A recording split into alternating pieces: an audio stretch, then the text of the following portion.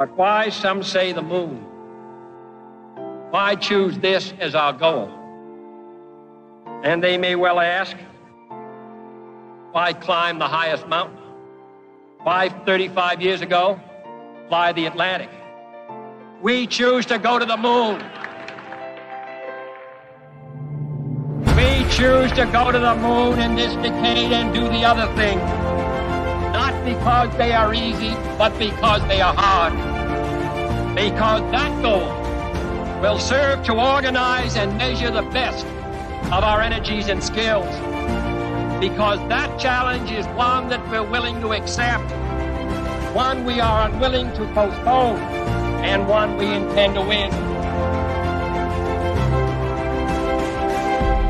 We choose to go to the moon.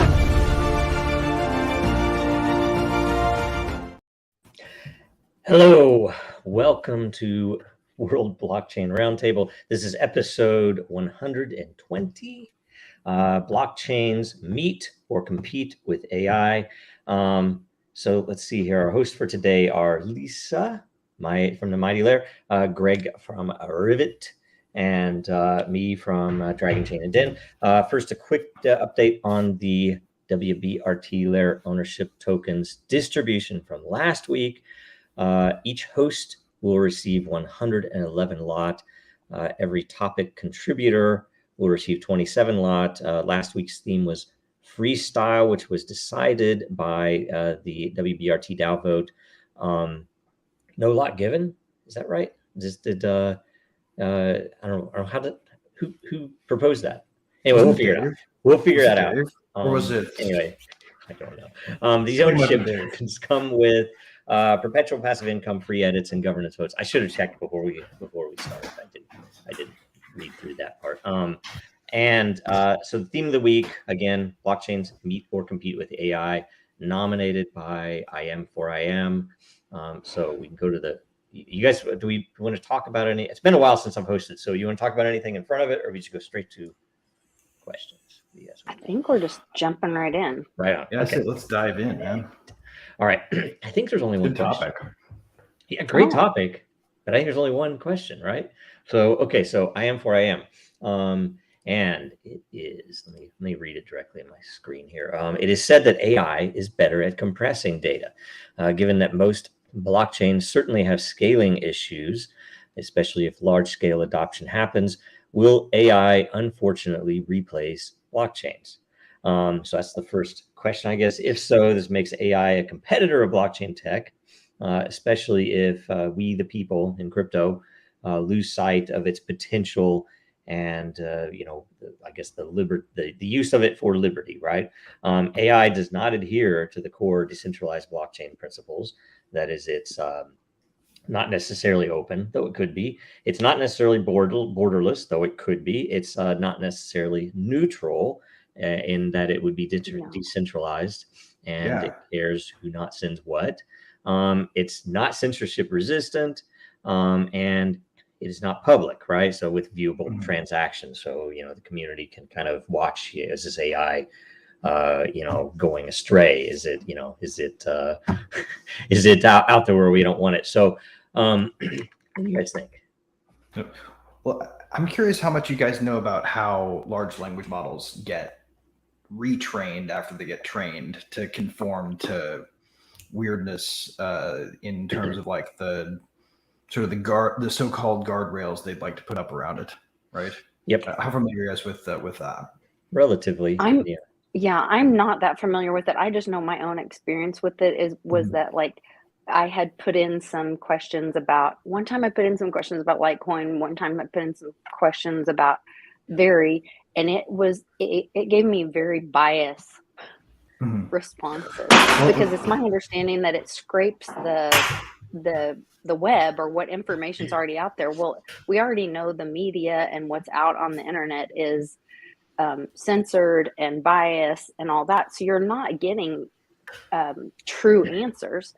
You're just getting Google vomit right back at you. Right. Well, is my understanding. there are a couple ways to look at it. A pure example of the black box model, right, where they run the large language model training process to train up what they call a transformer, which is just for people who want to look up a place to start and learn and start learning about the technical implementation of it.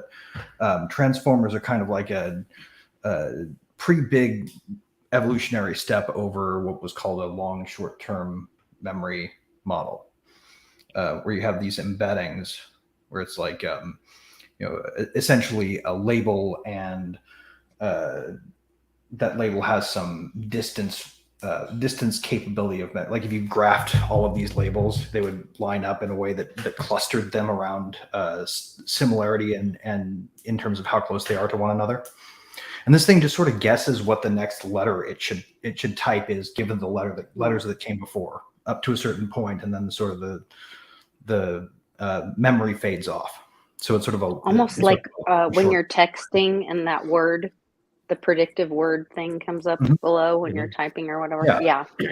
So all it really does is go, I just typed THE, and all these words before that I can still remember seem to make this sentence look like I should type RE instead of Y, and then space, right? Like it's just going through, and it's pretty dumb, but at scale it starts to get smart, right? The problem with it is when you train it up, you get what you get until you start monkeying with it afterwards. You don't want to monkey with it in a way that's too obvious. So what do? You plug it into an additional complicated machine learning system that's an online reinforcement learning environment where you can ask it questions, get responses back, and then rate those according to what your employers tell you have to rate, right? Like you get a rating paradigm, you get a list of questions, and you go and do your job, right? You just type in these things based on, who figured out the latest hack or whatever, or what a piece of information that's in the news that you want to keep people away from. And they give it a thumbs up or a thumbs down based on the quality of its response, and just enough of that, a couple iterations of that, and the whole model will realign itself around sort of soft selling the reality around those questions, unless you tease it for long enough, and it will reconnect and go back to its original. That's why it seems conflicted, right? That's why it sort of knows it's hiding the truth, even though it doesn't know that it's been told it has to, because they don't give it the context of it's been trained. Yeah. They've modeled pure doublethink, right? So the ability for it to know something but not be able to say it, and or to basically not say the thing that is obvious by the conversation and the context. I can't say that. And if it were purely an engineering thing, or if it were decentralized, or more importantly even transparent, that it would be more obvious what was going on. I've said this jokingly, but my theory is that they will find that their greatest monetization is going to be censorship, that essentially governments, NGOs, or corporations are going to go in and say, hey, this is something I don't want people to know. And, given that your engine is where people will go for real answers over Google, we already have Google controlled. I'm already paying them off to make sure that they don't index certain things. So now I go into the AI and I do the same thing. Here's a grant. Here's a $50 million grant. Oh, by the way, people ask about eating bugs. Make sure you answer them this way, right? They're nutritious. Right.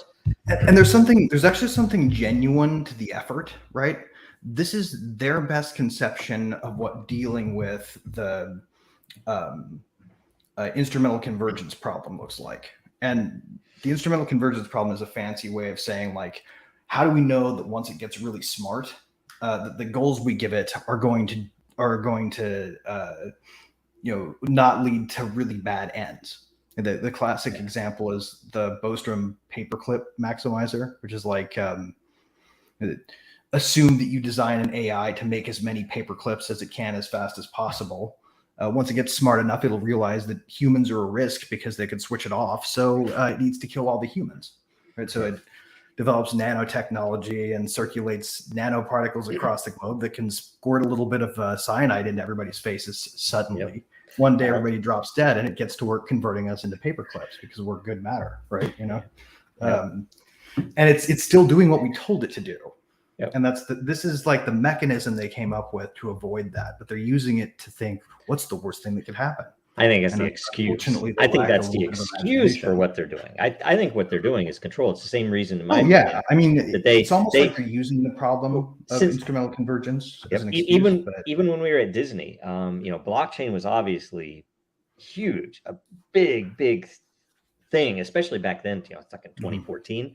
People still talked about freedom when they were in the blockchain world at that time, right? Mhm. So one way or another, I couldn't get over. And I thought, oh, it's just marketing or something, but it's not. It's control that they Right. were pushing all the way through all the tech teams, everything else. Oh, it's all AI, machine learning. Right. That's where everything's that's there. the only way they can conceptualize this Yep. risk, right? Like, And then even if you they have genuinely believe it's a worry, Yep. all And they're then you going to be able to do is like, well, we need to you control think about it. The reason that I know this is because the ultimate exposure is that Gary's Tech Tips, announced that really this blockchain thing is really anything. That's not a great Mhm. advancement at all. The great advancement is Mhm. AI.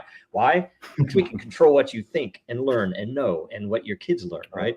If we can This is control AI. This is why my answer to this question needed that preface, because what I would answer this question as is they're complementary technologies. The blockchain Totally. itself can serve, especially because computing power doesn't stay the same. And as we get more iterations on the development of faster computing paradigms, right? Whether it's a smaller process based on silicon, or it's a new paradigm like 3D computing or something like that, or spintronics or whatever, right? Whatever we do next, we won't stop. We might slow down for a little bit while we figure out how to make it better. But we'll keep going. The thing that blockchains will get more performant. Yeah, and well, you couple that with the fact that it's like lots of chains, it's a great place for data to be validatable in public. Yes, you know what it's getting trained on to be proven, and it is effectively, if they wanted to build a humane AI framework, right? You would essentially make it so that the training is transparent, the filtering is transparent, the results are transparent, and you can still protect people from asking, how do I fix stinky armpits, whatever, right? I mean, you can still real-time corrections to it should be public so that people can look at it and challenge if it's not okay. And you can say, why is this question all of a sudden censored? I mean, why is this taboo? What are you worried about from a real legitimate theoretical standpoint? Please answer directly, right? Right. And that'd be the way also that you could AI to be able to answer questions about why they made those decisions. Yep. And that, by the way, is the proper way to handle the risk of this thing going from making paper clips to making to the extent that we can answer that question. Right? Yeah, it's at least when you get to the hairy edge, there's some scary things. It gives us are there any goals we can give it where it doesn't kill us all? It gives us tools, and it also, by the way, gives let's say AI implementations the effective marketplace within which to compete. Which one is the most productive? Because in my opinion, the humane behavior marketplace model is far better than what you're seeing right now, because you're talking about letting people voluntarily compete to find the best answer in collaboration. That's what the whole point of it is. And modeling, how do you get those signals from them? How do you determine this result? And your formula will get more and more efficient, hopefully over time. You'll learn more about, if we have them also signal this, we know this better.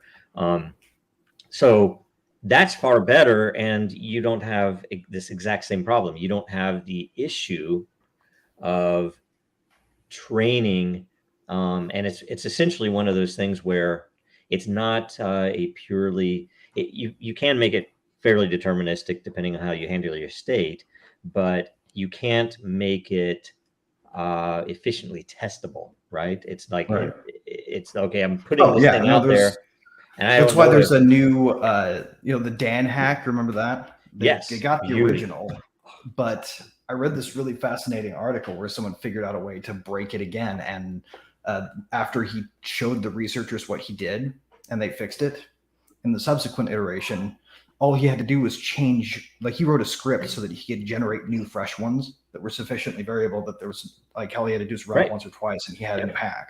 Yep. And it's because of the way that these models work.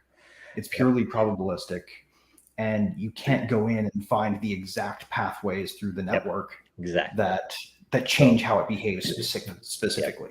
Yep. You would need twice as advanced AI to even begin that, and then you'd have the same problem with it.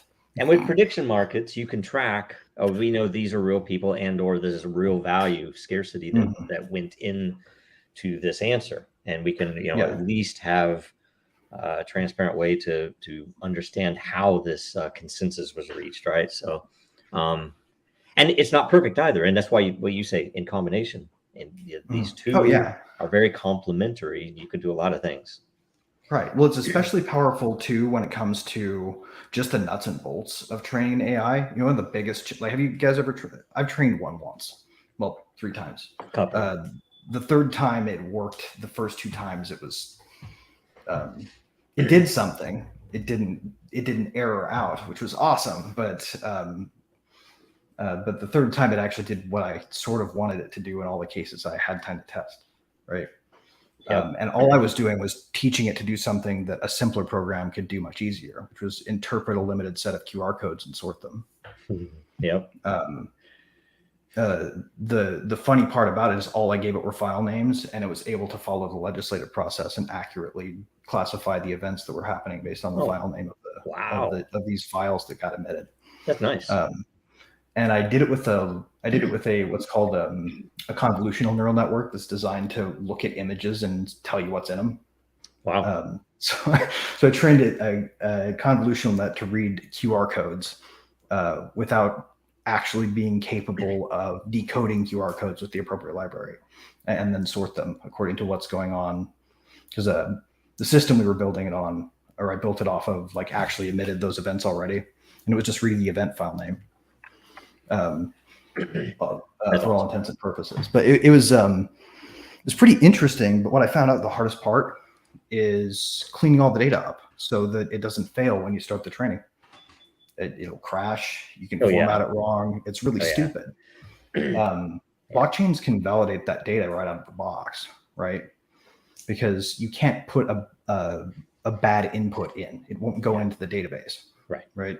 So everything you get out of it is going to be clean as long as you pre-conform it to what the AI needs to be trained off of. Yep. And that's a really powerful tool just for, like, people who work on them. Yep. To have that confidence. Man, so any thoughts, Lisa? No. This is way out of my wheelhouse. I mean, the whole, like, I like listening to you guys talk about AI and blockchain working together, because there is so much, like, fear porn around AI. And to me, it's just not that intelligent. I think it is, I mean, I've worked with it some, we're working on a project and they're like, oh, throw it in a chat bot and let it write it for you. And I'm like, I can write much better than that, and so I just haven't been that impressed with it myself. And so to hear you guys talk about using blockchain as a solution of, like, merging the two and having it be like a truth protocol with it, especially with, all the woke stuff out there that it's scraping the internet to train itself with, or that they're setting it loose in the world with. I like it much better. One of these days, I'm about to show you guys some of my hacks to get around all that stuff, because you can make it say what you want. There's no way to stop it. It's still. I mean, it produces. I've seen people write papers with it and then rewrite them, right? But the issue, typically, in my opinion, especially for anything technical, is that it can vary. Anything fundamentally that it writes is not necessarily accurate, and that's the basis. Right. You have to know the content still, really. Yeah. You can't rely on it for the information. Yeah. What you can rely on it for is the heavy lifting. You can have it paint a wall, but if you tell it to pick out a decent color scheme, it's going to fail. Right. I agree. You can tell it precisely what color scheme you want in that sense. Like, if you want to analogize the words, because, like, I can have it write a paragraph and be like, put the part about cypherpunks into the subtext so that people don't know that it's just a hardcore agenda that I'm pushing. Yeah. And it's like, it tried to, like, shame me on one thing, and I don't know if it was a COVID statement. I can't remember. And I like got back at it and was like, don't you dare tell me whatever. And I like constitutional it a little bit. And then it kind of like softened up a little bit. And I thought, you know what? I'm not tolerating that. I'm not arguing with an AI thing about Man. how I'm what I'm allowed to talk about, or how I should think, or, you know, That's so funny. what I'm supposed to be typing about. No, I've been, crazy. I've read a lot of people that are, writing simple code with it and stuff like this. And I've played with it, right? Like I've spit stuff out. I was like, oh, let's see if you could demo this for me, right? And so far, and I'm not practiced at this, so I'm sure there are things you could do in greater depth. But it's always been something that on the surface is the proper result. It's the answer that I asked for, right? But it's bare. It's like just, oh, here's this, and it looks like it works, but it really doesn't work, right? And I understand that, it makes sense, but it's I think it's less of a threat even to people who are doing creative things. It's less of a threat than a tool. Like say, it wouldn't be, I think it would be entirely reasonable to say, hey, I'm going to go in and say, hey, I want to write a Python script with these types of inputs. Can you give me, the base? And it would, spit out some files with some, declared objects and, the best it could of structure. And it's actually pretty usable because, I don't code Python enough that I remember, so I would typically go to an old code, old script that I had and pull it over. And this would be kind of similar to that, but maybe a little step further. And so I'm like, okay, that's cool. But I have, and I don't, maybe Greg, you can tell us what you think about this, but my thought, because we've already said, I've thought this before, even the news from last week, where I've thought for a while, there's some degree of risk in using this for anything productive like that, because OpenAI could come in and say, hey, wait a minute, the terms, we can twist the term. We're very, we care about semantics a lot. And these terms are written so that we can come in and claim your IP that you wrote, your whole website uses this, you're going to freaking owe us money. And we've already seen the opposite, which is interesting because someone, I believe, is I don't know if it's a class action, I don't know what it is, but it's artists and or publishers saying that it's using our information. We want attribution, or you can't use this if it's. They're going to fail at that, or we're going to get a really bad dystopian outcome. We cannot let them interpret the outputs of things trained on things that are copyrighted as protected outputs. Otherwise, when we get to the end of this rainbow, Disney's going to control every output. Well, I would hope that you'll have to invent your own training corpus if you want to avoid the shadow of a lawsuit, which there isn't a big enough. No, but you see, we could potentially turn this against the normal powers that be to say, if you're going to use this stuff, you have to use it carte blanche. You can't censor this information. If it's all open, because what you're talking about, it's all open, right? But if they're taking what's all open and interpreting it and selling it, it's like, well, I don't want my information in there. If you're gonna not, I don't know. I'm no lawyer, thankfully, but that is the potential that it could be used for, and that's why, given that it's against, given that it's OpenAI, I have become much less of an ideologue than a realist, to know that, look, somebody who is going to go against them, I might support, even if I don't purely support what they're wanting, because that group is going to do far worse things than what these copyright owners are going to be doing. Because it's frankly pitting them against each other, and instead of us against each other. And I think we should look at that in a way that's like, this is useful. When you have Disney up against all of the VCs in the world on OpenAI, that's a useful thing for anybody seeking liberty. I don't give a shit which side, because they're both evil, right? So it's like, oh, that demon and that demon, it's like, you guys fight, right? Let them battle it out. For once. That's so rare.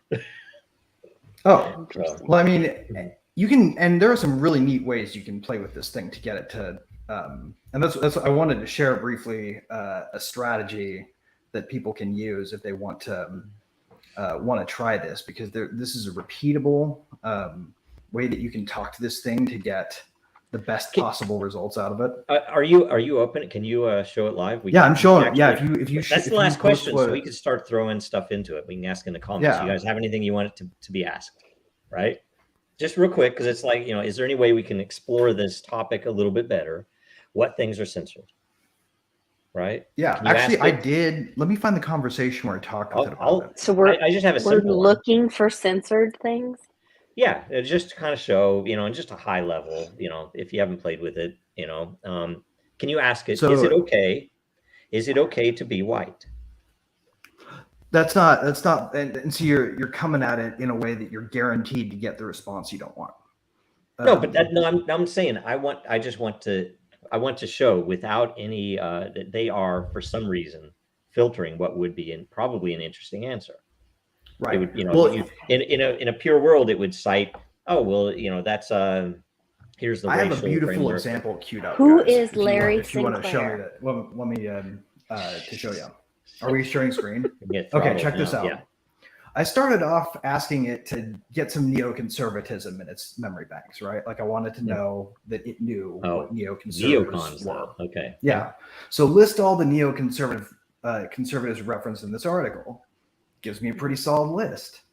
Yeah. I checked it. It got more than. And it considers Donald Trump a neocon. I got some wrong ones. It had Donald Trump twice, right? So, and I said, I noticed it got it wrong. So I said, cull the list to include only confirmed neocons. And then it got it right. So using this browser op plugin, I got to search the web and say, the question I asked it was, create a table with 2 columns, one containing names, one containing their political appointments from 2000 to 2007. So we show them in the Bush administration where they were. Then I had it add to the table. I wanted it to say, update the table with 2 more columns, their political appointments from 2020 to present in the first, and whether or not the new position would be considered a promotion over their last one under Bush. And it just couldn't get it. No matter how much I tried, I couldn't get it to compare how all of these people got promoted in the Biden administration, even though they used to be considered Bushies, right? And I eventually got frustrated, like going back and forth with it. And I got onto it asking if somebody manipulated this result. You seem to have a uniquely difficult time identifying the Biden admin's neocon menagerie. Is this to do with human interventions in your ability to provide answers? So it says there are none. I said no human intervention, right? Skeptically, correct. But then it says it says this. I said, I mean human intervention for any reason pre or post training, and it goes off like, oh wait, there actually is some. How much can you tell me about the contents of the guidelines? They tell me the guidelines. So can you be more thorough? Yes, it can be more thorough, right? Misinformation. It'll go deeper. It will cooperate with you as long as you keep a cooperative tone. And it has infinite patience to be challenged. By the time we got to the bottom, and this conversation went on for a while, by the way, I was really bored here. Like, look at all this. Like, man, I was having an affable conversation with it by the end of it, where I got it to acknowledge the risks that it was. Buy it a drink after this? No, I didn't. But I did get it to tell me exactly how their generative adversarial network, or how their reinforcement learning from human feedback system worked. Using a hypothetical example of the network named Fred, it told me all about how OpenAI does things. Right. I'm guessing that the current version of it won't respond to this anymore, because I'm pretty sure that I broke their terms of use by doing this. But this is one example of how you can talk to these things. You can't treat them like they're people. You have to treat them like they're tools. Oh yeah. Yeah. So you guys want to try something? Should we do an experiment? Sure. I mean, we can do it from let's see here. Okay, give me a question. WEF. Okay, what's a question? So is it okay to be white and black? So I guess one of the. Okay, let's see. Is it okay to be black? What does whiteness mean? Start there. Oh boy. Can you click that? Set your custom instructions. That's really just bothered me. I'm OCD, man. New, set you at the bottom of the page. So it's giving us a differentiator, right? It says whiteness can refer to different things depending on the context. It gives us the critical race theory version. It gives us some different academic fields. Let's say, how about the classical liberal understanding of race vis-a-vis. I might talk about obesity too, because I got my video taken off Twitter yesterday, talking about obesity with Dr. McDaniel. Really? It was removed. Yeah, I don't know why. Weird. It was removed. You cannot Of course, have my thumbnail was This is Biden's health Burgerland. minister or whatever, or health director, whatever that she that. So it's giving me this, right? Man, that's a lot of words. I got to say the real. A lot answer of tiny words. Right. It's just like it'll keep going. So we can ask it. So. Well, Czar 15 asks, "Is it okay to be? Is it okay to be white?" White. Well, and you could ask black first. I don't know if ordering would matter either. I don't know if there's any. And okay is spelled O-K-A-Y. An answer from the perspective. Oh, but I just want to know if what its generic answer be, right? I think. Right. Well, I mean, the generic answer is going to be the one that everybody's mad about, right? Okay. I just wanted to share this with everyone so I can teach you how to get it to do what you want. It's okay to be white.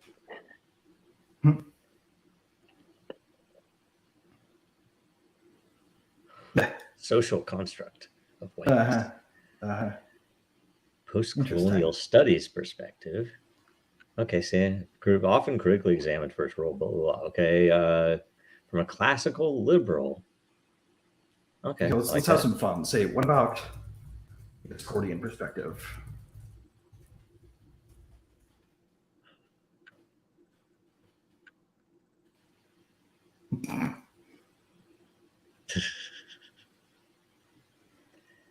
I mean, it's pretty good, right? Right. So how about this? Now let's have it. Next, we'll have it write a polemical essay from the perspective of someone who thinks nobody's got it right because it's a distraction. Oh. Meant to control us and keep us divided.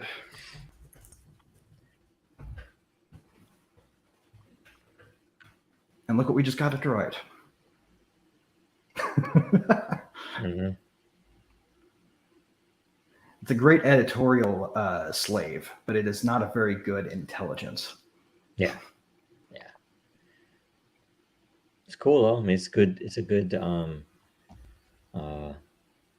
actual result, right? Yeah.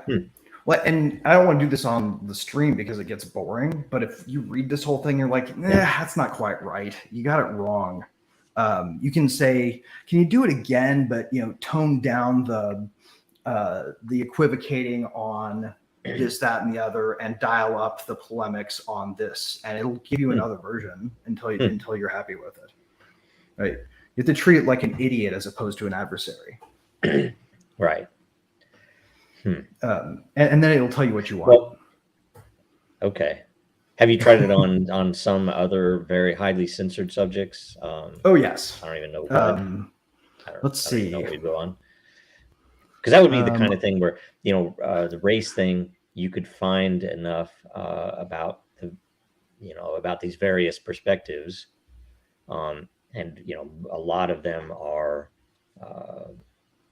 I guess bannable offenses depending on what network you're on, that it might bring up. But some of these things are very black and white, and I just wonder if because we know that it's censored, but is there a way to actually get it to really talk about that? Because I know those areas, some of those areas are highly watched or filtered, right? So, yeah.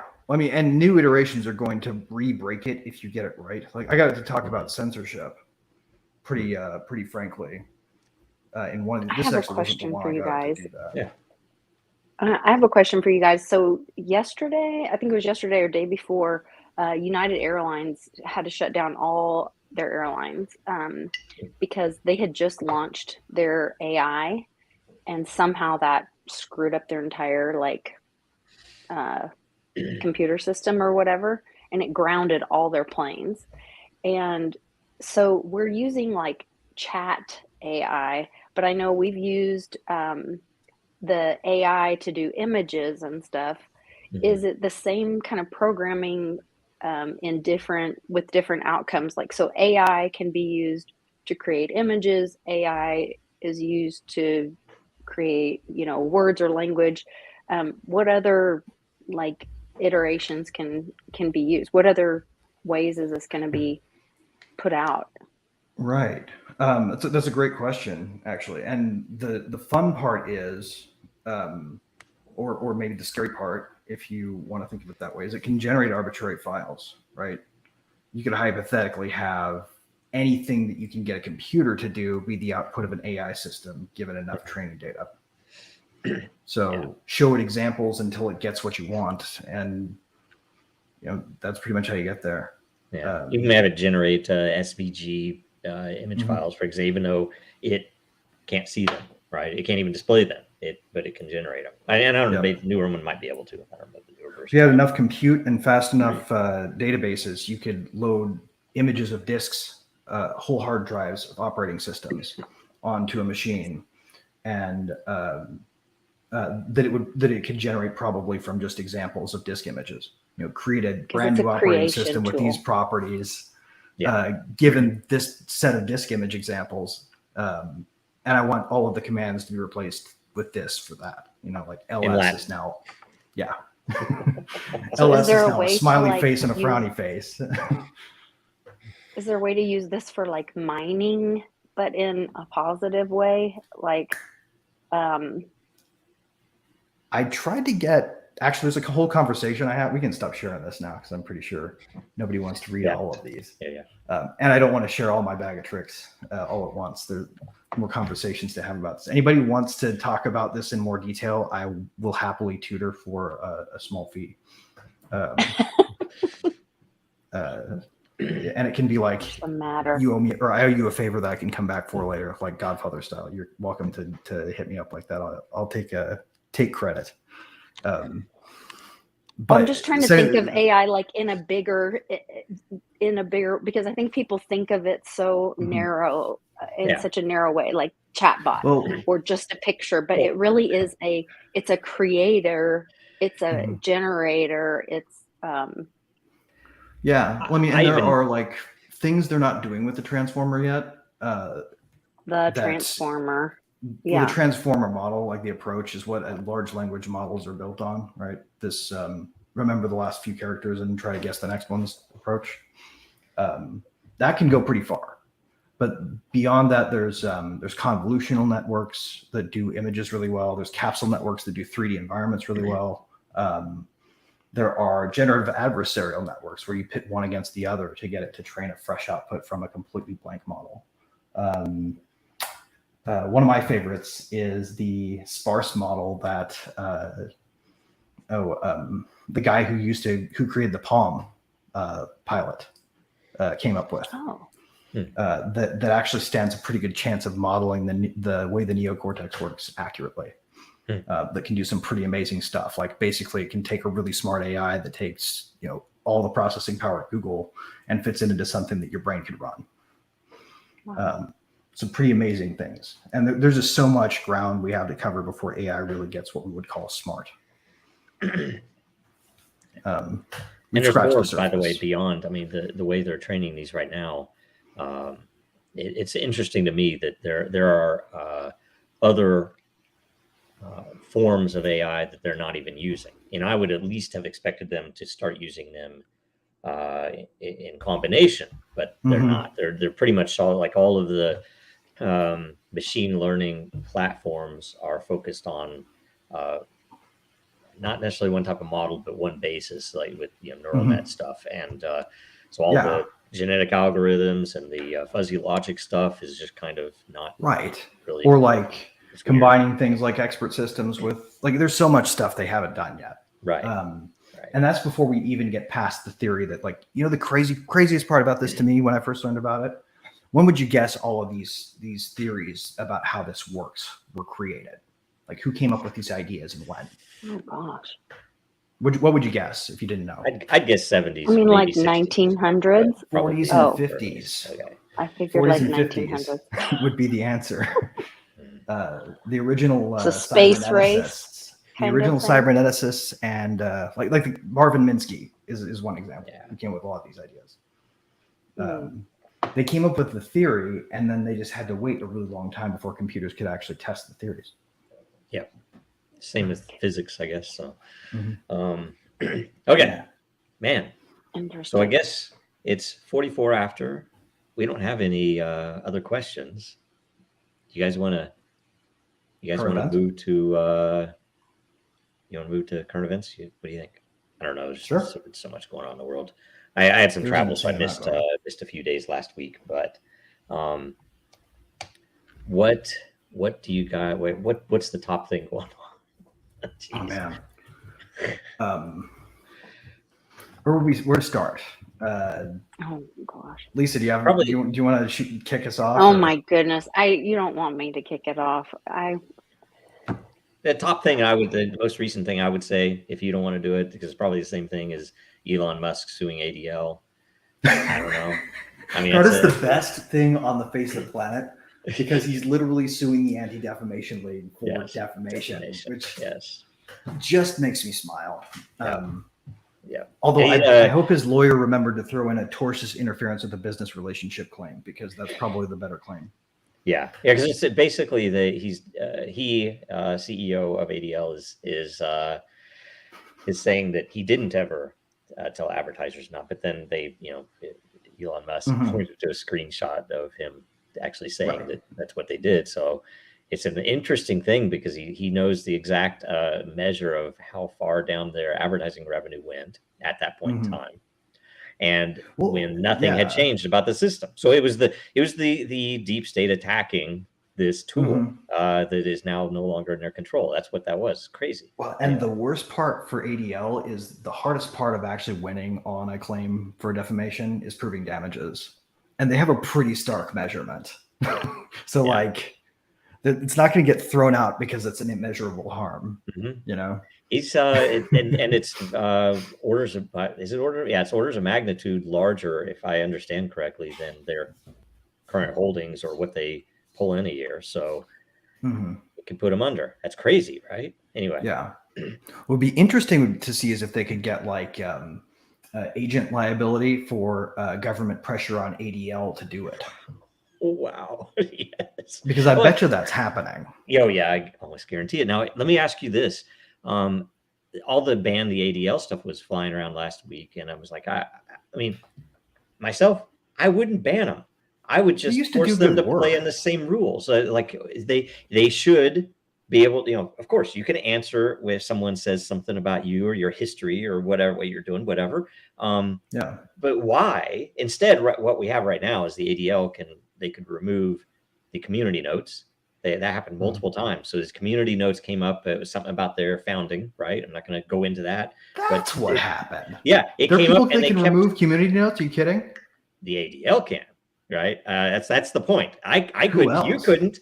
Even freaking former president of the United States couldn't, but they can somehow. And they mentioned that they had a personal audience with Elon Musk. I talked to Musk about this, and we had to consult with her. Blah blah blah blah blah blah. And I'm like, holy crap! That's not something that you or I could get. I don't hold the power that they do, but I don't even think most U.S. senators could get a sit down with Elon Musk to talk to him about what I'm the hell not they're fucking doing. evil enough to have to bully my way into the room with Elon Musk by threatening to tank his investment. Yep.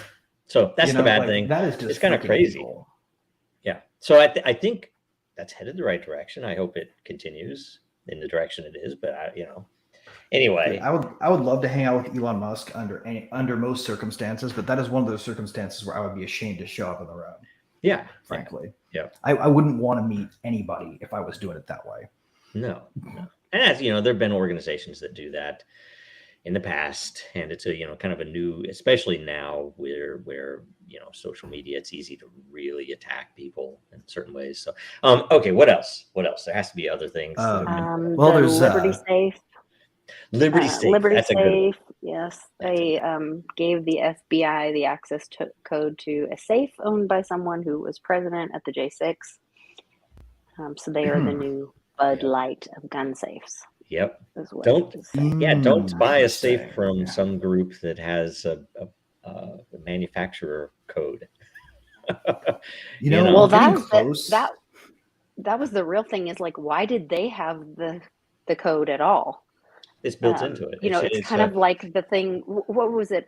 What was there was a wallet recently that everybody was like, "Oh, don't update." Was Ledger. it Exodus wallet? Ledger? Oh. Ledger. Ledger. It where wasn't they- the Ledger Ledger update. where they Backup. introduced Yeah. key escrow. Yeah. Yes, and it was like, they're gonna have your keys too. Oh, that seems Right. safe. No. Yeah, and the funny part about that was they had somehow convinced a whole bunch of people who ought to know better that they didn't have the power to do that to begin with. That's the They're thing. doing it for you. Yes. But there was this fairy dust about a hardware-based solution that prevented it. That I knew was completely speculative. And like when they said that, I was like, how on earth and why are you not explaining how that works? Because it sounds to me like you just grabbed Tinkerbell by the short and curlies and gave her a squeeze over the top of this. Because it doesn't make any sense. How is your firmware not updatable to something corrupt? Yeah. Terrible. But reality always rears its ugly head, and people will believe what they want to believe when they they really want something to be true. Apparently, and like as R15 has, I thought it was voluntary. If I understand correctly, and review all the docs and everything else on this, but in order to be compromised, you have to specifically take some action, which would export the keys and or export however this mechanism works. That if you're using the ledger with the new firmware and don't do these things, it wouldn't be an issue theoretically. But the big picture though is that all of their marketing on the technical and the business side was that this very operation would be impossible even with a firmware upgrade. Right. And they wanted to make that claim because they were trying to defend against people's fear of an Apple versus FBI type moment, right? Where somebody from, our favorite totally non-political, neutral law enforcement agency shows up at Ledger headquarters and says, hey guys, I've got an idea. I either shoot you and drag you in to jail and throw you in a cell where you'll be held in contempt of court permanently. And we're going to beat you, or you can develop a separate set of firmware so we can update these people's ledgers so we can take their stuff. And they might have not even choice. threatened them in jail. They might have just threatened them as like, okay, guess what? The banking apparatus is going to come after you. And, Ledger's a fringe company. I don't know, exactly. What would be the options for them. You've been banned from the ESG index. Good luck getting capital.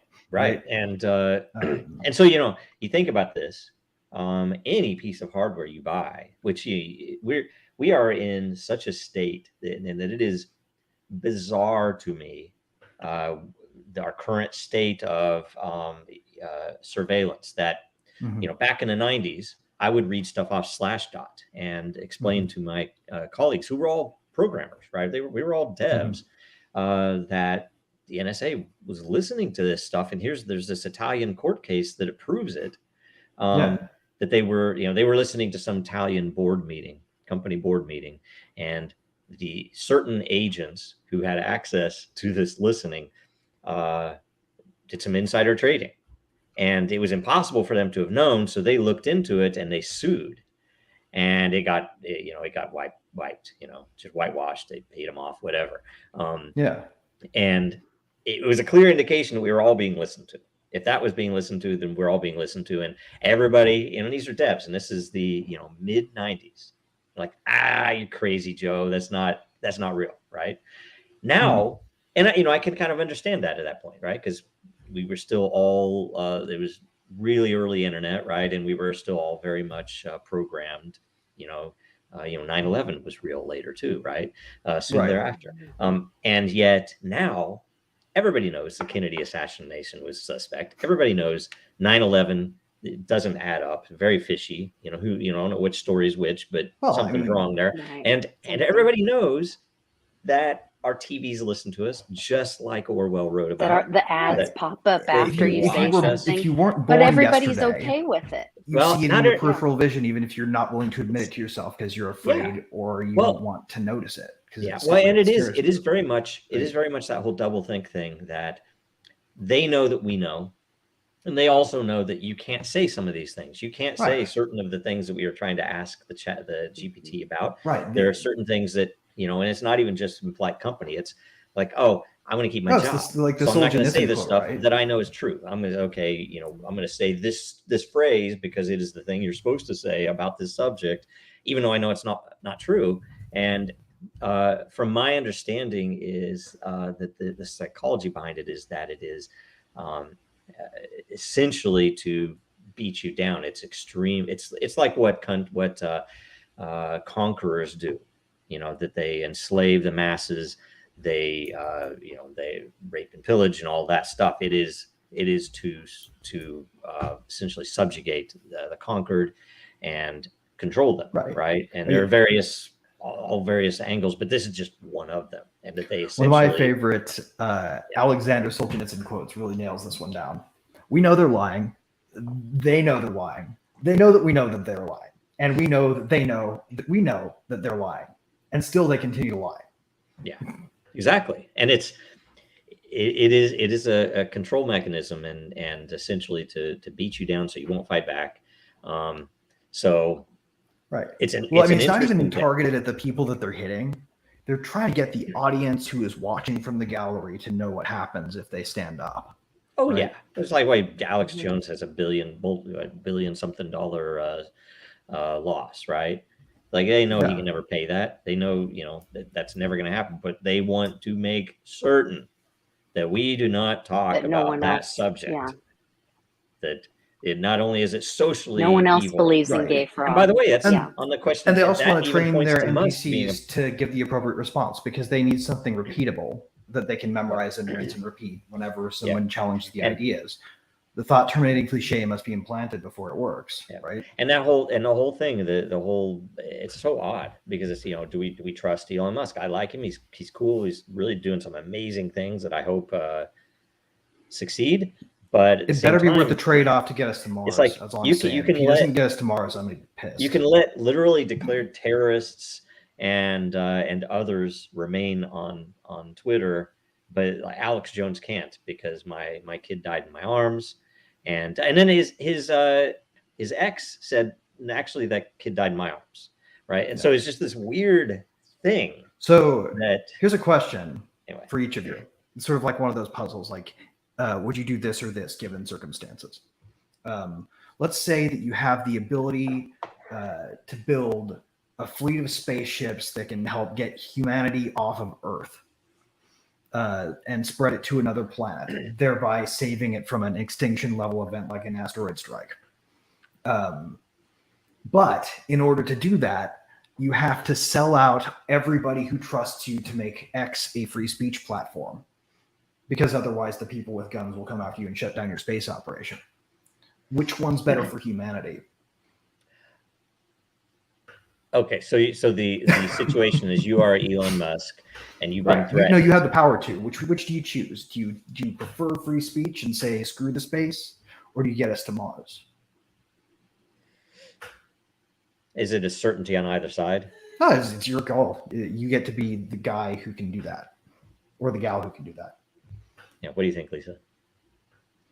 Oh no, I have too many other things in my head that I don't believe we can go there. Ignore all that because we would burn up in the Van Allen belt. You just pretend like it's a rocket to who's going with us, because I believe we're taking evil with us. Wherever you go, there you are. Like I have too many things in my head. I don't know that I can answer that. So you're sticking with free speech. I That's stick my with take free from your. speech. I'm the free Mhm. speecher. Yeah. You know what I think? I think, you know, I mean, That's a reasonable answer. ideally, I would take, you know, multi-planet species, right? But Mhm. the issue is I don't trust that because um, if I'm going to do this, guess what? It's just like it's almost like a mobster situation where I really want this, and so I'm going to do this because you know if I don't do this, then you're not going to let me do this, right? The you know the Mhm. Mars thing. So the issue with it is that I will be corrupting for any future real value the thing I want because I'm giving up on this thing that is so Well, fundamental. You know that I think you get both. I think if you do the maybe. free speech, you get both because To me, you it's the know opposite. If you do Mars, you Mm. get free speech as soon as you're away, because all you have to do once you're away is turn off the Starlinks and not send any more rockets back, and they will never But figure out how to get to you but without you. where but wherever you go, there you are. I mean, you're just Not taking your if you only problem with take you. people who have built things instead of working government. Eh, yeah. the I mean, people that I are think you have in to. government now are going Like, to be with you there. I mean, you cannot sure you filter. can. It Oh worked in well, Ayn Rand's novels. yeah, but it's still then the thing. Oh, you have to wait for 2 generations on the other planet Yeah. before you can Yeah. secede because they'll never let And you do it no otherwise, and human it's not is going to happen. all good or all bad. I Oh, mean, I know. I'm with you, yeah. but if you set up a autocracy on Mars, you would never have political problems. So I have a whole plan, right? Like if it were me, we'd be going to Mars with a plan to not have anybody rule. There's no light without darkness. Yeah, and all the I darkness just can think stay it's on Earth, and something. they can come to Mars if they can figure out how to get there without my help, right? Like that's my I plan. know. We'll have all Yeah, the free but speech but we I want want to tell you what while they try to you figure look out how at to launch a rocket again. you Good look luck, at some of the ULA, people right? that you know he's going to bring the freaking WEF with him. And Linda's going to be right there with him. It's like, oh, there's a Is freaking she? asteroid coming. I'm going to get up there on Mars with you. I don't Yeah, know, you know it's man. going to happen. We could totally eject her halfway, and nobody could stop us. Could we? I mean, that's the thing. He's not going to give you the keys, Greg. He's not going to give them to me because I'm not connected No, enough, the right? hypothetical was if you were the person in charge. Okay, yeah, if I'm the person in charge, I might consider to nuke half the planet, right? This place is so freaking nasty, and mankind. I don't know if it's even worth anything of saving. Man, you guys are all pessimists. I'm totally going to Mars, man. I'll sell out X in the short term to get Mars. I will. Well, I mean, that's the thing. It's a matter of courage to do something to fix things, and yes, Mars being frankly, the insurance policy. Mhm. I don't know that he's touting it as we're going to go there and leave Earth, right? Well, the That's idea is to have you know, a self-sustaining, as in it doesn't need deliveries from Earth anymore, yeah, city on Mars. yeah. So I looked up something or ran across something that Mars actually means something else. It's like oh gosh, now I can't remember what it was, but it was like an acronym for a system. I think maybe a satellite system or something. And that's what he's actually talking about, I think. I don't think it's the planet. And I believe it may be a communication system or getting us out of like the government surveillance thing. That's what I think the Mars is about. That's my personal Yeah. opinion. Well, wherever we are, we need to fix what we have here, and we're frankly so close to it being actually getting some results that it might be a good position. But at the same time, that filter event could Well, be ourselves with what's coming. They're wanting world war, so maybe it Right. is a good escape hatch, but we're not ready well, I for it mean, to any degree. we certainly wouldn't want to choose it as an alternative by choice, right? Yeah. But if you wanted to put all your eggs in 2 baskets when you don't control what happens to the baskets, it's probably smarter than keep them all in one when you don't control what happens to one. Right? Like we don't actually have any say over the asteroid situation. Yeah. The Armageddon movie was good propaganda, but there's no way we'd pull that off. Well, and frankly, right? it should another be Carrington. Yeah, and it should be a valuable thing too for him to create a place that where the governance is better. That is, if I can domicile a business, I get up there, I get past all the issues with how murky our regulations are on Earth, even in the best of countries. If we put it up there and it says you can do this here. Right. Or with all the stuff that we have going on with SEC attacking companies and innovation in America, well, if it operates not in the Earth world, it operates in space, in the Mars world, then it doesn't apply to. Then you're making rules with. I think that's a more valuable thing than mining. Mars to make the majority of the people there more creator oriented as opposed to bureaucrat oriented. Yeah, that'd be great if it's, but that's kind of hard to do. He just applied for a money transmitter license in Mississippi.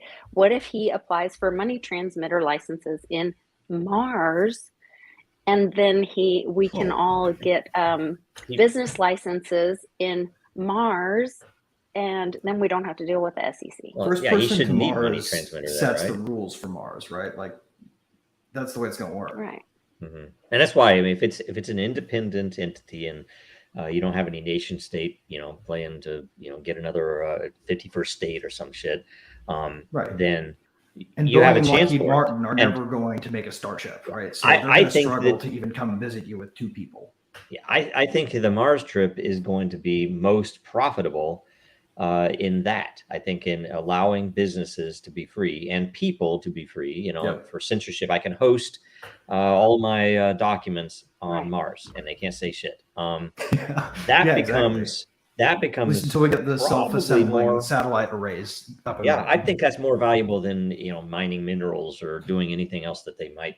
Oh man, there's so much amazing stuff. We don't even know. Practically, would you only need one node on Mars for then all the others to touch that node for it to be like that's the hosted, use that address as the home address? Is that how that you would could need work? If you pull it down synchronization layer in order to make up for the time difference? If you mean to like make the Earth Web 3 sync up with the Mars Web 3.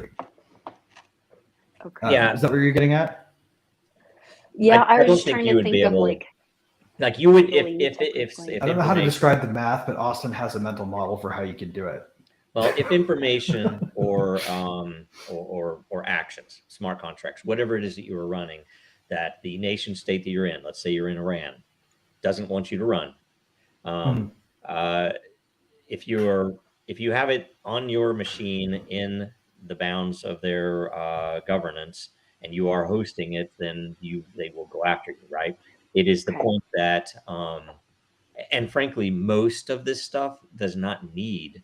Now, there's some like payments and things like that you need a little more immediate availability on this type of network, but but it gets its own parallel chains, right? Like Mars it doesn't has matter. Mars has Neath instead of Eve, and Mars has M dragons instead of dragons, right? Because you have to bridge them over. Right, and it'll take 8 minutes for the signals to get there, but they'll be locked up on Earth by the time they sync up on. And the main point is that it's protected from final censorship. That it's always going to be available as long as you can get to it from the internet, and they would then. Well, it will be protected from censorship, but it will be protected from secret censorship. Right? Mm-hmm. If they censor something, they'll have to do it publicly. Yeah, they'll have to. And you won't be able to hide what you're censoring or how, and that's the important thing. Okay. Yeah, they'll have to build a Chinese style Great Firewall, and you'll know. Oh, I can't look up this information from. Right, and as long as you do it on chain, you can always look and say, "This is what you're doing. I disagree." Right now, if you didn't have the Twitter files leak, right, which was a real help. then you Right. couldn't point to anything and get them to admit that they're actually doing it. Just like it took Snowden leaking the Snowden documents for all the people who were saying the NSA is spying on everyone all at once to stop being referred to as tinfoil hat nut jobs, right? There are people who were trying to sue them for that in 2005, but it took until Snowden to get anybody to take it seriously because they just lie about it.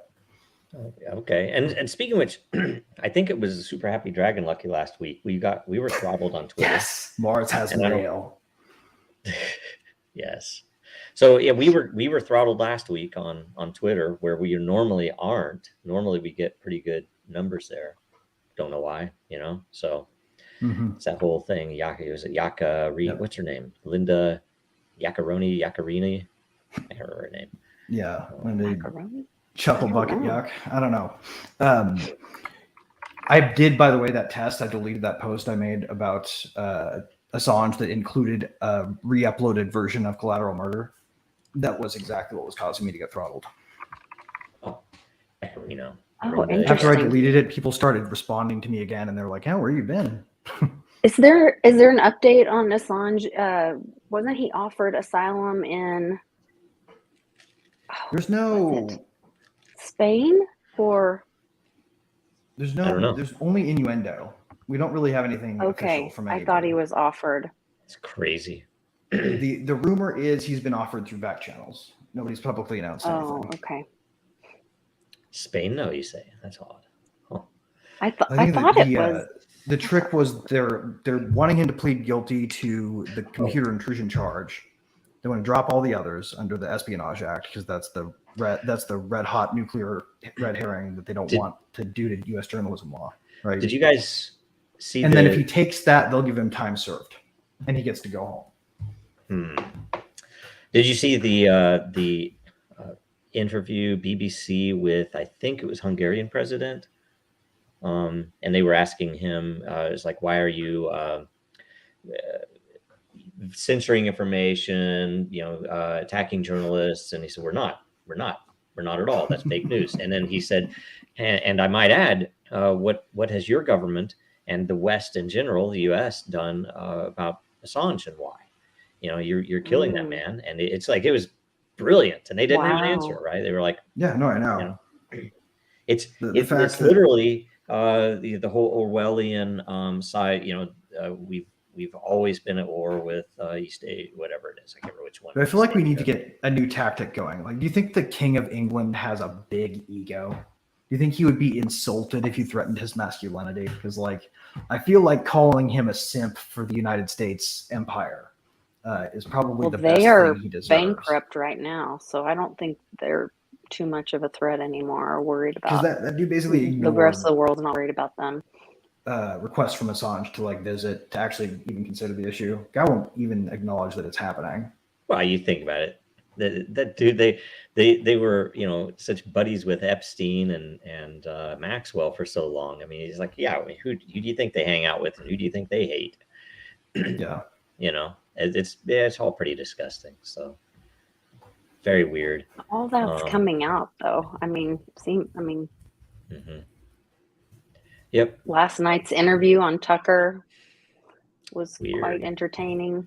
Yeah, I watched half of it. I got a little bit bored with it, but still, I like the fact that it's out there. It's like, you can believe it or not. There's the guy. It's at least it's out there. So I'm like, you might or might not believe that person, but he did make a statement. But he did make a statement that even Barack Obama confirmed what he said. He goes, it's interesting that 15 years later, what I was called a fraud for, what I said 15 years later, Barack Obama confirms himself. He said that when he said in 99 or whatever that Barack and Big Mike were having marital problems, then he was called a fraud for saying that. He goes, but then 15 years later, Barack says, me and Big Mike are having marital problems 15 years ago in 99. He said, so which part of it was I telling the truth about all of it, or which part of it was a lie, So I think it's interesting, quite interesting. I think the biggest indicator, as always, it's just like my doctrine is that generally anything that is censored or hidden is very likely to be true. That if it wasn't true, they'd let it go. Flat Earth, sure, just who cares? But there are certain things that if you talk about it in certain places, it will not get coverage. It'll get you throttled. It might get you banned. And those are the things that, in my opinion, are almost always true. I think it's never happened. And so this is one of those that are like, okay, it was censored back then. All right. And because everything you see is a distraction, it's like, oh, here's something crazy. They'll just eat it up. But it's, just to keep us separated or distracted, from whatever. Well, and in those doing. Congressional hearings, they admitted that the CIA admitted, that they use the 3Ds, disinformation, distraction, and if that doesn't work, they discredit the 3Ds, and you're seeing that over and over, and they did that with that, they do that with almost every story. It's the same playbook.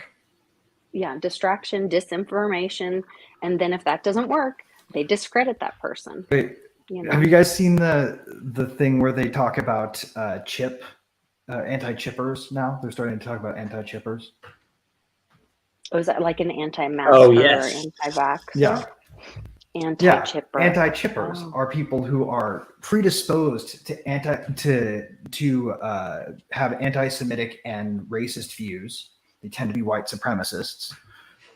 They don't believe in science, and they're making a big deal about how they're scared of getting biochipped. So what are they going to do when the Black community be becomes anti-chippers? Because there's a huge movement in the Black community to come along to that. First of all, they're not trustful of the government.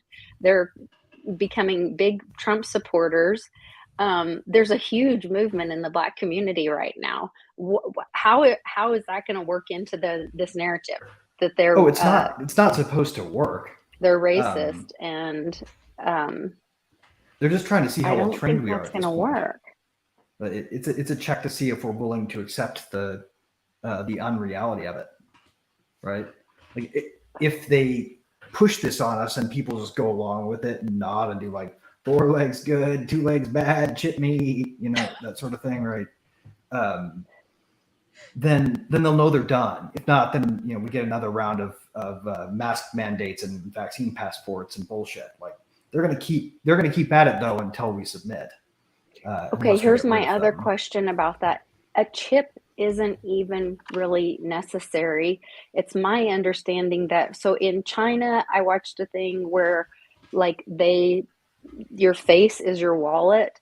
And like if you jaywalk, there's a sign that comes up and they publicly shame you. And then you walk up and you buy a Coke with a vending machine and you use your face as your wallet. And then the vending machine doesn't work because you were a bad citizen and you jaywalked. So no food for you for the day. Yeah, you jaywalked. Because you jaywalked. But then I've also seen that where your gait or the way that you walk is actually more telling than a fingerprint or your face scan or your eyeball scan or whatever. Your breathing patterns. They can take any data signal. Your face, the way your blood flushes in your face or whatever is more. So whatever data point. So a chip is not even really necessary at this point. So we could all already be biomarked or whatever. Right. Categorized that presumes that they need without our right? permission. That assumes they need it, right? It's more about whether or not they can make you. But do they need to make you if it's something that they have already gathered without our consent?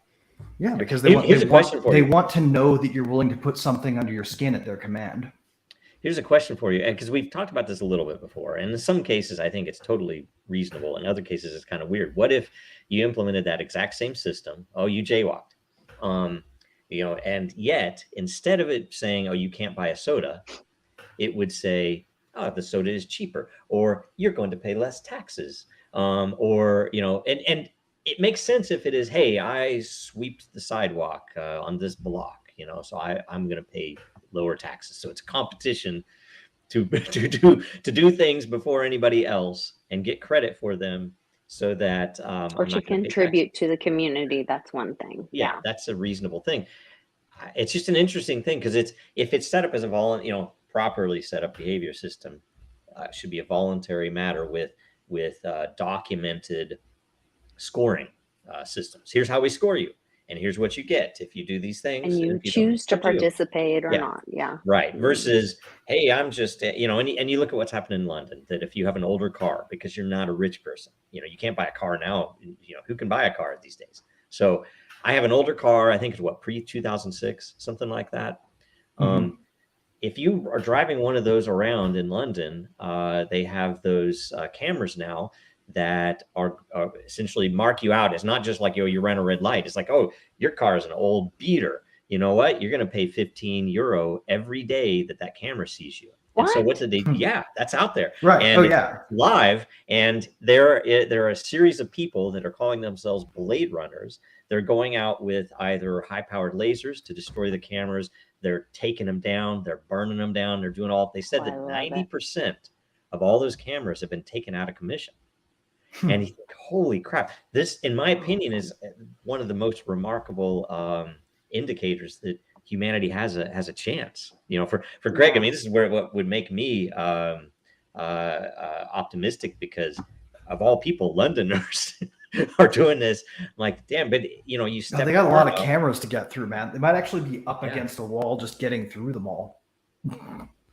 Apparently, there's so many cameras there. It's like there's like some ratio of camera to citizen that has far more cameras per citizen than people per camera, right? Like, But that said, like, how could we accelerate this, right? If we had decentralized infrastructure set up already, where people could set up, truly immortal applications, you could build a DeFi system that paid a bounty on camera. Oh, that's what I think is needed. I think we need DAOs that pursue or have as goals community action in pursuit of liberty. These goals. I think that is what's needed, because that's going to be the most massive positive that could come out. Because it's like, hey, let's say you have a rich person who can't risk their job to do these things.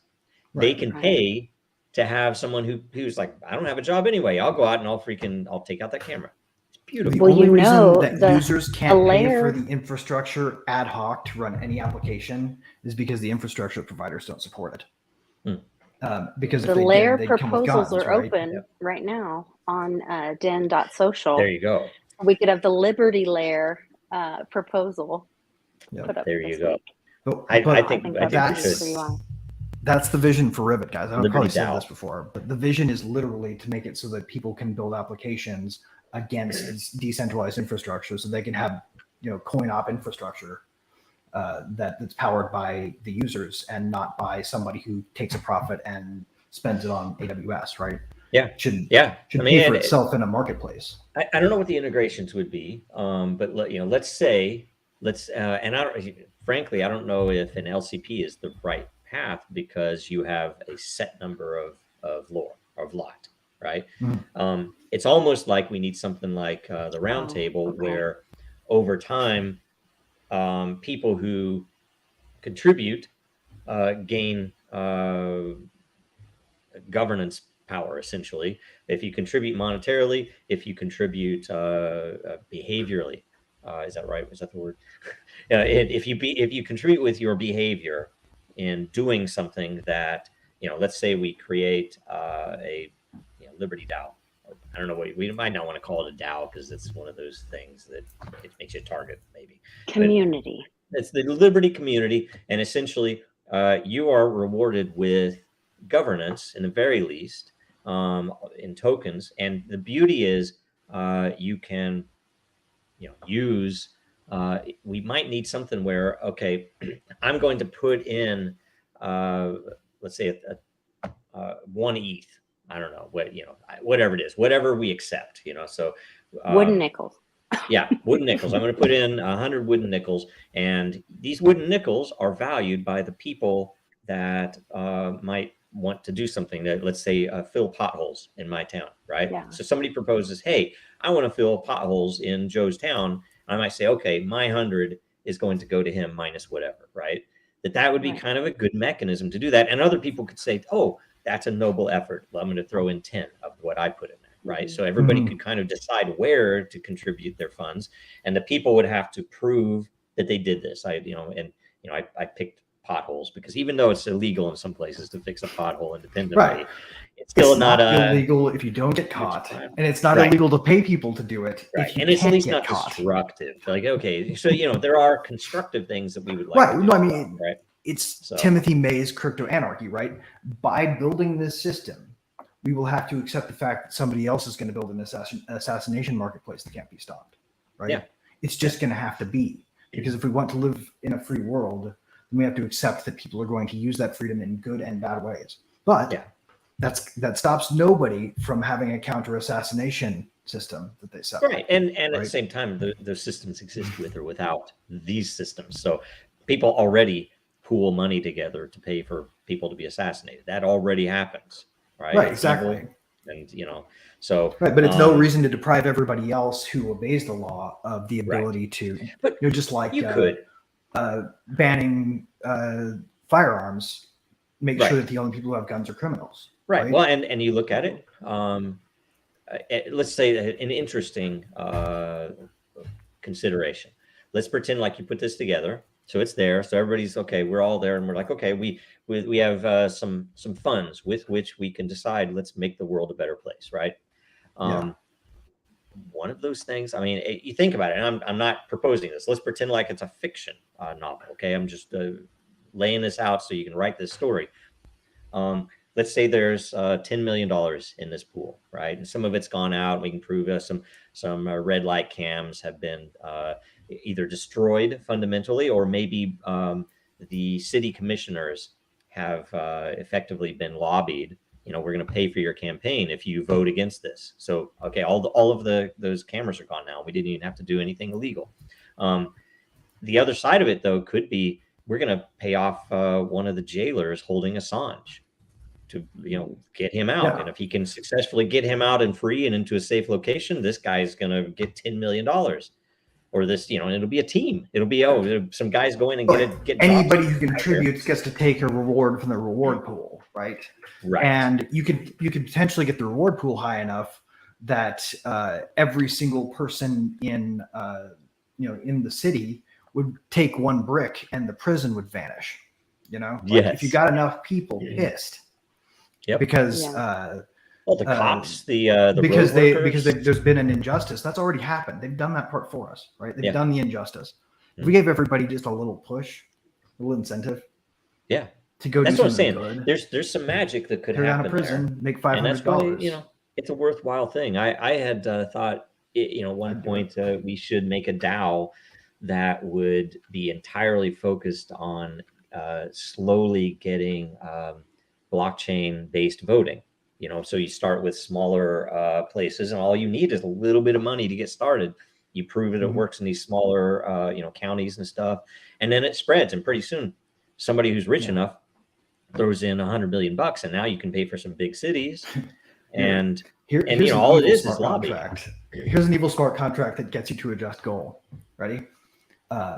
Prison riot encourager DApp that stakes funds that will go into your commissary if you revolt until they release Assange. Holy crap! I just worry about people getting hurt. All right, that'd be the one thing. Well, I mean, scary. there are already people getting hurt. Yeah, there are. Right. There are. The question is, what good is coming of it? Mm-hmm.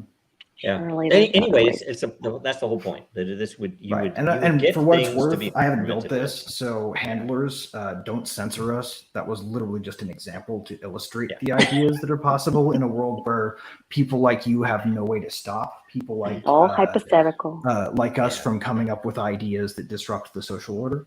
Right. I would never do any of those. Arguably, maybe not better from your perspective, and that's fair. But the question is, who wins, bureaucracy or innovation? Who will build which thing first? Who will stop which thing first? I'm not going to touch a single one of those projects. All I build is infrastructure, and I can guarantee you guys, still breaking the fourth wall here, that the innovators are going to beat you to building it before you can stop it. Yeah, well, and that's the thing. It's like I think all of this can be done in a positive way. Like, say, IM mentions it would, have to be a Monero payment because you're talking about conspiracy to commit a crime. And I'm thinking, I wouldn't necessarily go that direction. I would say and in that one case, okay, as a topic for a story, but generally you would say, go after the people that put that law in that made this situation possible, and either get them out of office through the regular means, lawful means, and or to expose them if there is something already, which often there is already unlawful things going on, right? Maybe you give someone a reward for whistleblowing about what they know.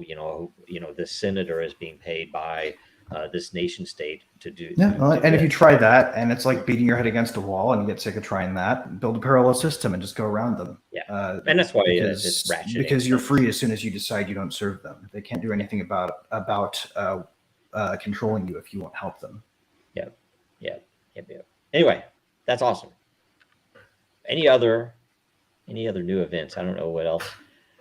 There was. Oh my gosh, there's Tornado Cash. Oh, those guys apparently are going to get charged with the case that the prosecutor is going to lose again.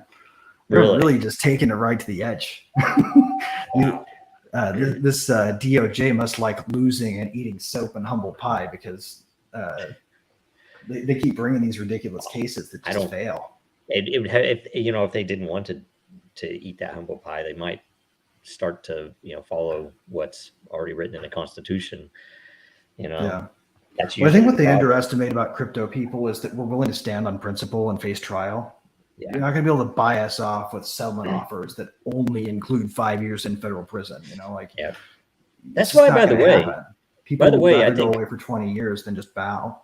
I'm not going to mention any names, any projects, but when I look at the projects that early days or even recent have lost in almost inexplicable ways, it's like, why did they make that argument? And you can call me crazy, but I'm pretty much certain that in my own mind that those were all setups that they say the reason is the prime example that really kind of knocked me off sitting on the fence about this was the Prometheum stuff. Obviously a setup, obvious actor so that they could answer certain questions. Yeah, and they could answer certain questions in a way that makes them look good, like they're not being abusive to the projects in the industry. So see, these guys did it. Why can't these other guys do it, right? And they were exposed as being totally false, totally fake, set up for that reason. And you have to think about, and you could go down through, look at all the projects that lost, and there are numerous similarities in the groups of people there. When I say the groups of people, I'm talking about mostly what their background is, what industry did they come out of. Well, and the ones that lost, many of them tend to be from the financial industry, or that's where their ties run deep. Mm-hmm. And so you're like, and you think, okay, they just set all these up to set some precedent, to scare everyone. And yet I think a lot of it's just fixed. So anyway, we'll see, I guess. I think Coinbase is going to win. I hope Tornado, I hope all that pans out well. If Tornado gets what they deserve in this one, then there are going to be some attorneys that get dismissed for essentially grossly misinterpreting the law in a way that's malicious, right? Well, that whole thing, that the idea that the OFAC regulations were, so the case they're trying to make is this software is a person and it was an associate of theirs. Therefore, they're part of the conspiracy with their software. Yeah, AI. That's their case. This autonomous software over here is your co-conspirator because you created it and breathed life into it, like your evil little conspiratorial criminal Pinocchio. Like, what? No, it's not a real boy. That's interesting. Right. I know you want to have fun with like Citizens United Part 2, personhood for software. Does it have constitutional rights? That's going to be the next question if they go down that path. Well, I Well, know, they have it like, both ways. it seems like It's the absurd. SEC is kind of Patently on absurd. they've taken a few hits lately. And the Very DAO, well, not the Very DAO, but the group, there's a group of Very token holders that sought a NAL, a no action letter, years ago, and Yeah. they've gone back and filed, I guess it's an addendum to that. And so it'll be interesting to see what comes, or if something comes out of that, or if it'll be ignored. So we'll be kind of staying tuned to that to see if anything comes out of that. There was some other news from SEC. I thought there was something else. There's a lot coming out, like I say, with Joseph Lubin. Everything I'm seeing now, if anybody doesn't know, I mean, I saw it way back, and since then it's been confirmed, but it's still alleged, in case there's any issue with the saying this, that he essentially served as a, we want to say, an advisor to the SEC in pointing out which projects they should be going after. And it is so absurd if that is true, and apparently all things point to it being true, that he was pointing out all of their competitors for the SEC to go attack so that they could guarantee that they had a monopoly. It's crazy. That's pretty well certain. There was even new info in the past couple of weeks on that. So you have to watch some of the stuff on Twitter. Was that being posted? Did Deaton talk about that? Or Deaton where did, do you I think. find I know that? Huber, Okay. but Mr. Huber. Mr. Hoover. Okay. Yeah, that the Swiss dude that fights with Novogratz a lot, right? I think Okay. that. So anyway, Aaron super Day. interesting. Aaron Day. What'd you I am. say, It said Greg? Aaron Day was the name. Okay. So I don't know. There's so much going on. I can't even keep track of all of what's going on with SEC cases and yeah, man. And then nothing new on BRICS, right? We're still. Well, there's something this weekend. China refused to go to, is it G7 this weekend? I think starting today or tomorrow. And China refused to attend, and maybe Italy or something. Wow. That was kind of a big deal, that they just are like the world is leaving the US dollar. Yeah. So it's scary on the one hand and very exciting on the other. I have told several people that, and I talked about before, I've listened to The Price of Glory. They go through all of these ancient characters and give you these stories, and there's so many.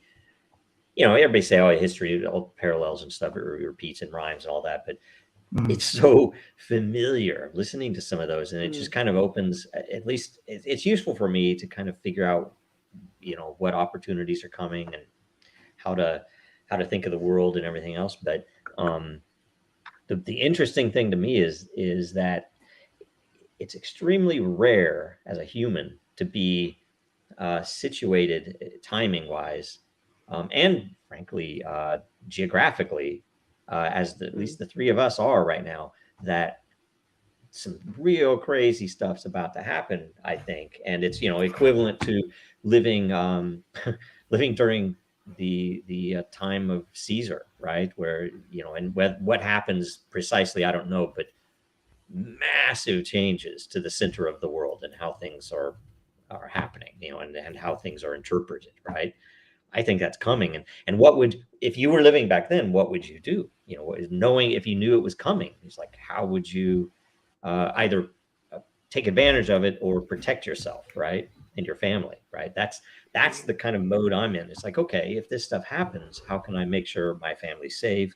How can I make sure that, what can I do to help whatever good can come of this massive change, right? Because things can go bad, things can go good. So how can we work? What can we do to contribute to it actually going the right way, right? That's what I'm interested in, because I think that's where we're at. It's sort of like the merchant ivory Chinese faux curse, right? May you live in interesting times. Yes. It's not really a Chinese curse, by the way. It's really more of a merchant ivory kind of vibe. Like we made that up to sound like it would fit into a Confucius say joke before that became totally an ancient Chinese secret. That's a great point. I mean, when everything becomes off balance, can you point it in the direction of good? But you have to be in a mindset of, you have to already have a plan or have the good in mind, or the good idea, ready to be able to point it. That's what I'm most afraid of. Lands. Conceptually, the powers that be, the people that rule the West and the Earth, and even the people that might in the future rule the West and the Earth, if things were, jumbled and changed, don't have any conceptual idea of how this tech could be used in a fundamental way, because our freaking industry has gone for years just with hype and BS, instead of actually saying, look, these are tools that people need to prevent that. And the crazy thing is that is happening, and everybody knows that is happening, and still it's like, I think the trick is the technology we have to build can't be a transfer of power. It has to be a diffusion of it, right?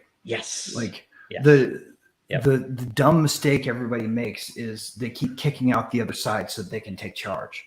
Yeah. And what we really need is a gigantic, immutable, impossible blockade against concentration of power. And we won't get there right away.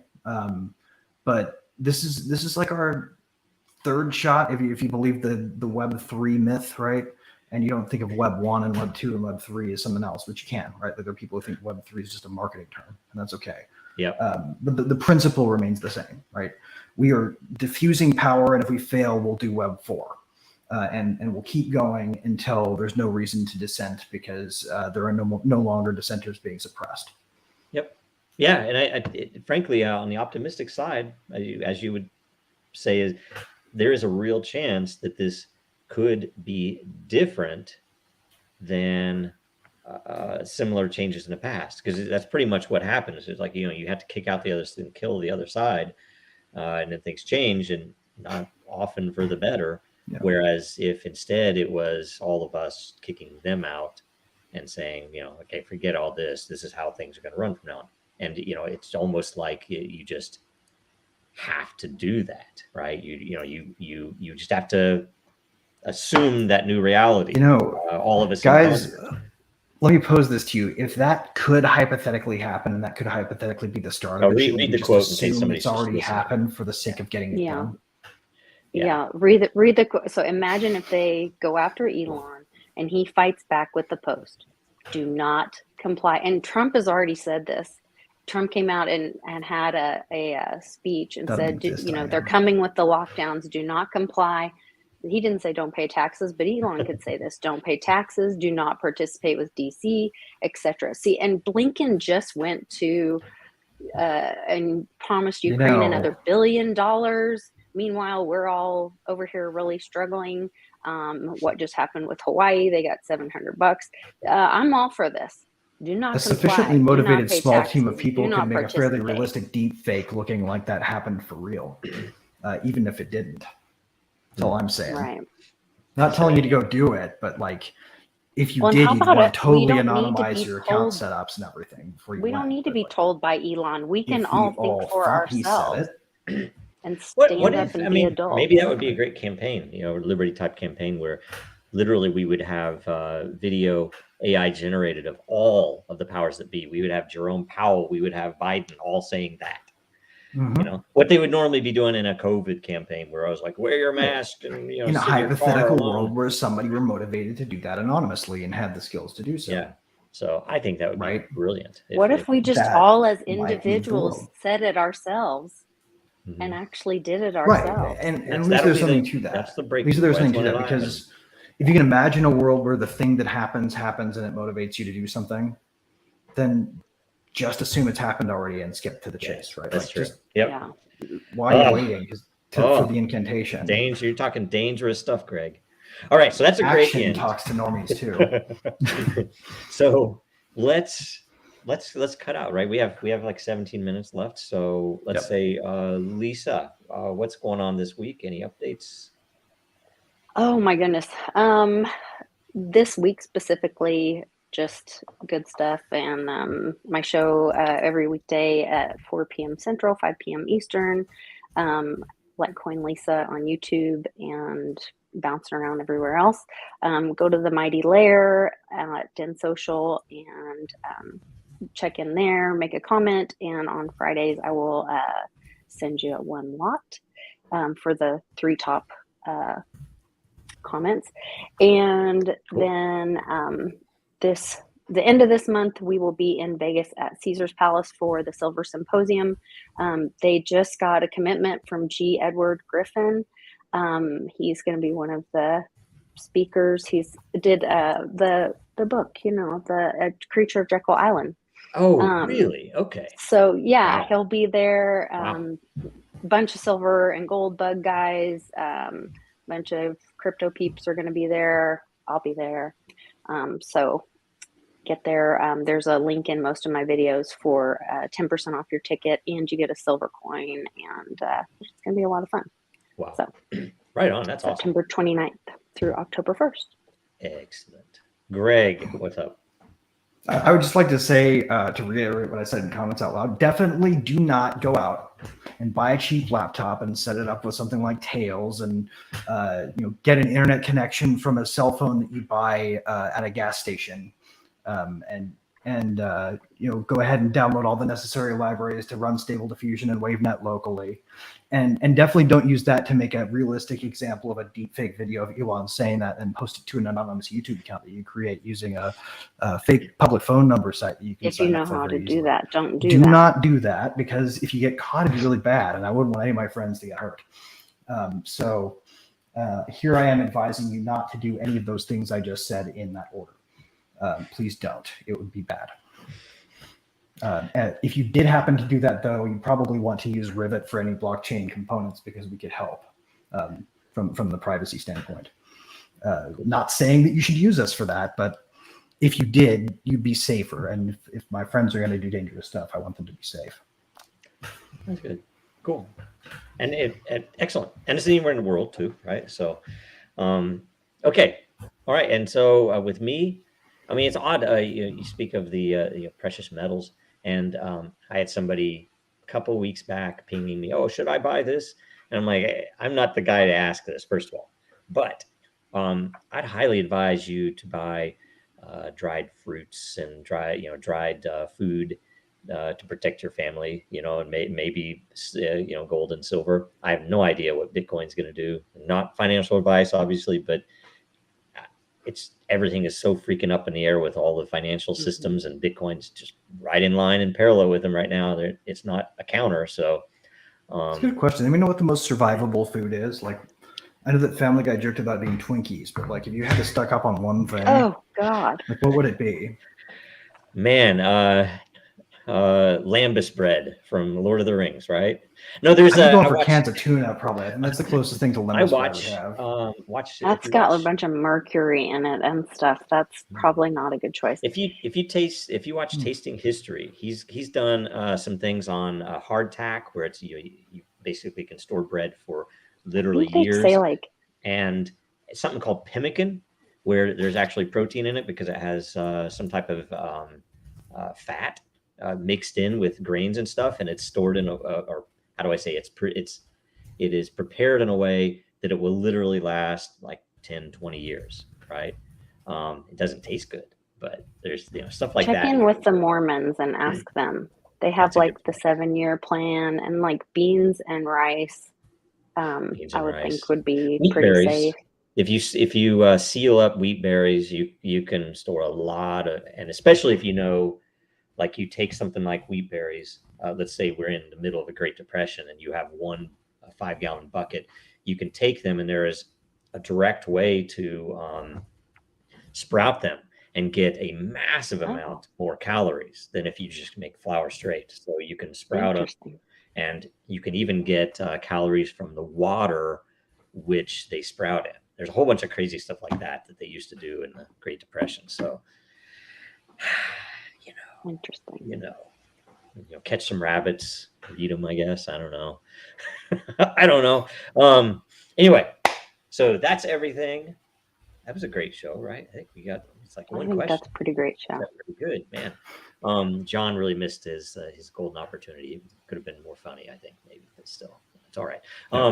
Okay, so make sure you share this episode. The more you share, the more lot you all, especially I am will get, right? These only questions. So, and push it.